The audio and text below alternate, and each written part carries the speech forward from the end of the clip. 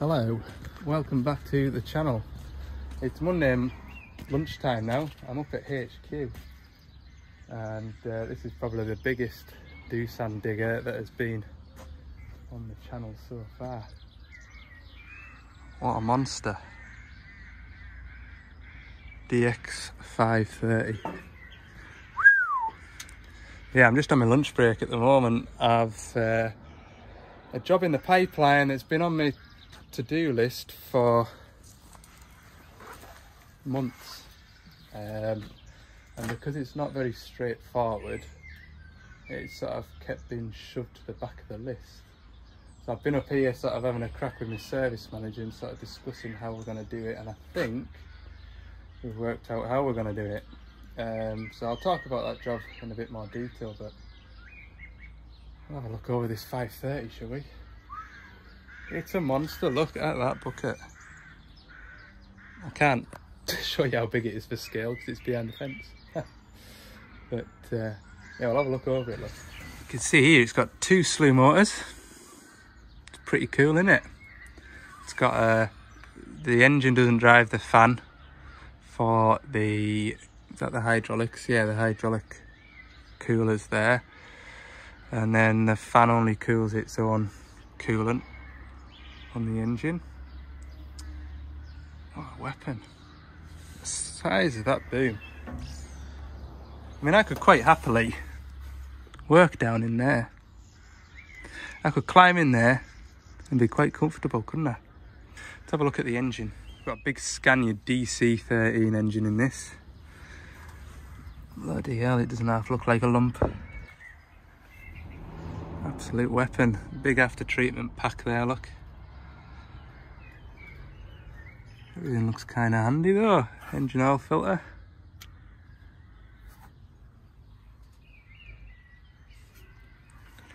Bloody hell.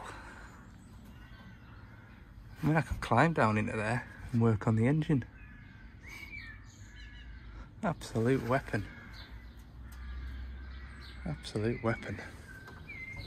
Look at that. So you see, this is stupid, a stupid observation, but on a 140 bonnet, you have to kind of flick the latch and pull the bonnet down.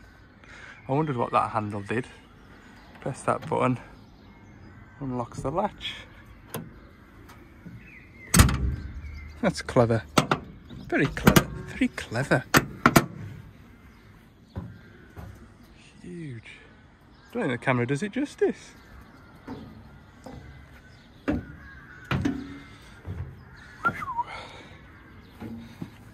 So when it goes into transport, you have the track frame on sliders, so when you actually get it to site, you'll take these bolts out and slide the track frame out to sit onto here. So it's got a wider footprint, but this is sort of like transport mode at the moment. Massive final drives, look. Just about stand up under here. Oh, that'll access hole for draining the engine oil out. Nice catwalk. Weapon. Cab will be locked, I bet. Yeah. I've got the Doosan key on there. That's a beast, like. Won't see many of these in my area. That's for sure. Yeah, that's a 30-ton digger next to it. 30-ton is a big machine for me. So, entertaining day. Not for the viewers anyway. Yeah, it's just been a real sort of admin day, getting stuff done day. Basically what I've been trying to do is work out how to put an extra two-way service on a 160 Hi-Track. If you remember, sort of last year, I fitted up a 160 Hi-Track to work that log grab with the chainsaw in it, and it's been in all the Earth Movers magazines, Forestry Journal, etc. And basically the customer, obviously, he bought another 160, but it's a -7, and he's wanting the extra pipe work fitted to his -7. so he can, if he needs to, he can use the Dash 7 on that saw grab. Yeah, no bother at all. Obviously once I'd done the Dash 5, I sort of roughly knew what I needed, and I says, yeah, I'll be able to do that on site, like no bother at all. How wrong I was, because after I said I'd do that, I went on the Dash 7 training course and found out it's a different valve chest, and that valve chest no longer allows an extra slice to be added to it.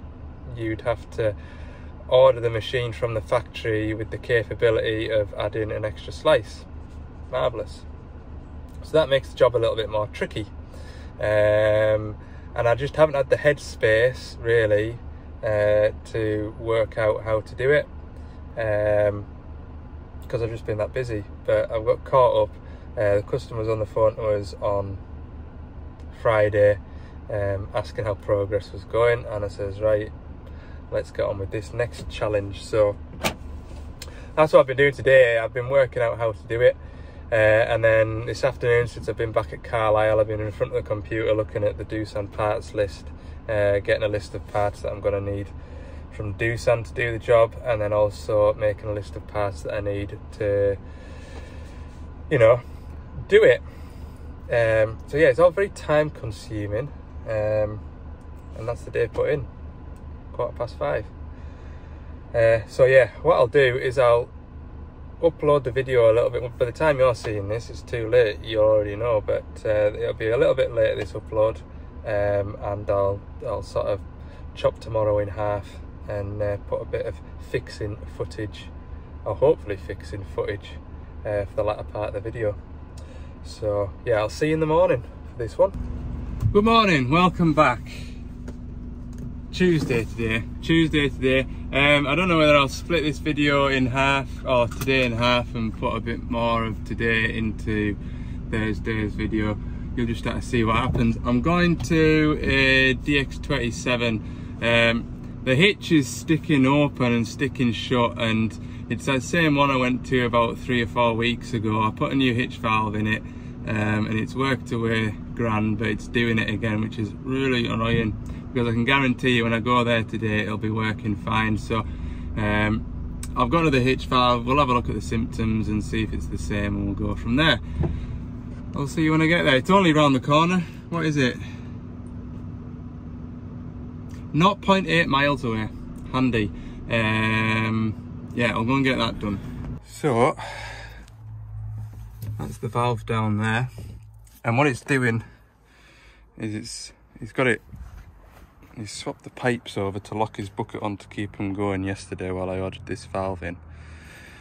So what I need to do is swap the pipes back, and when you do, the hitch opens. So the valve in there is stuck to opening the hitch up. I've checked that I'm getting power to the solenoid down there, which is working, but it's not pulling the valve across. That valve in there is sticking. So I'm going to replace the whole thing. They're a temperamental little hitch valve block, these, like, they really are.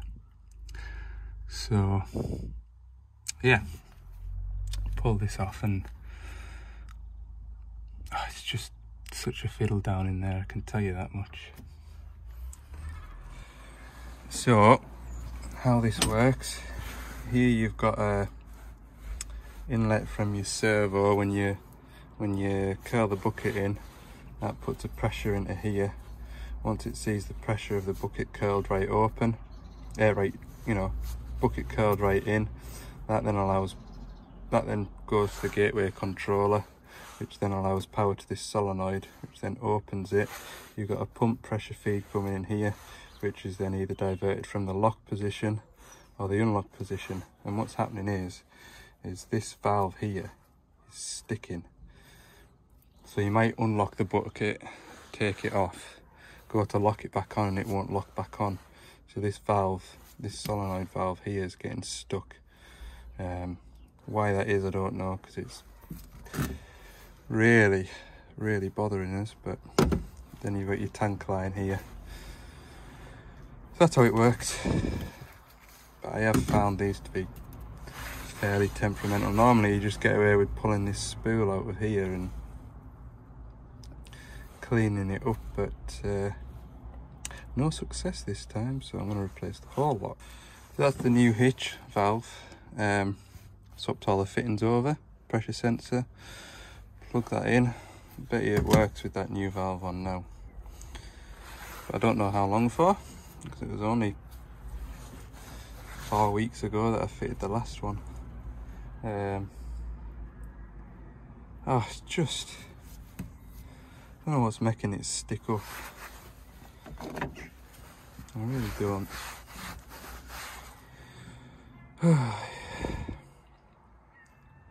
Yeah, right, I'll fight on getting it back down into there. Well, that's it working now. Press that button. Press that button. Curl the bucket round. Switch it off.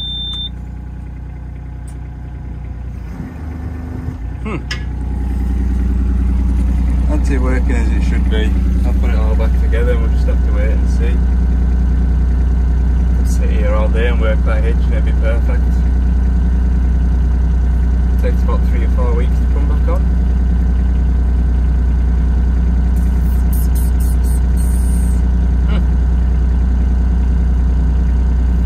Oh, we'll leave it at that.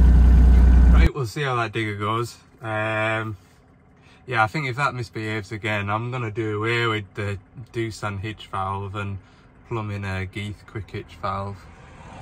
They seem far more better. I tell you what, it's a bonny day, like. It is.